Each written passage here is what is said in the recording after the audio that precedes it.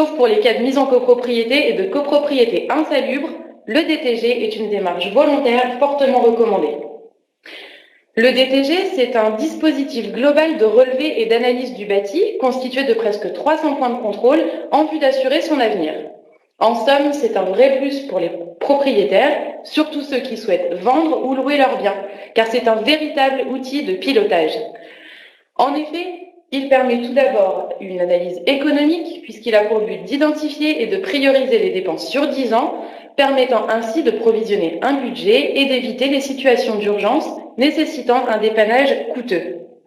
Le DTG permet également aux copropriétaires de faire un point sur leur situation énergétique et les dépenses inutiles qui en découlent. Il comprend aussi des bilans sur les obligations réglementaires de maintenance, le but étant d'éviter les mauvaises surprises en cas de sinistre liées au non-respect de ces obligations, car dans ce cas, c'est l'assurance de la copropriété qui risque de ne pas couvrir les dommages.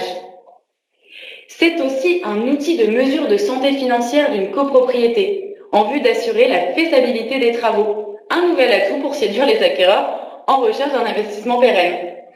Il apporte effectivement un regard critique et objectif sur la gestion de la copropriété, améliorant ainsi la compréhension des activités de l'organisme en charge de la gestion. Enfin, le DTG permet de lutter contre l'immobilisme en matière de travaux. Pour le syndicat des copropriétaires, il fixe une ligne de conduite qui est le fruit de leur concertation.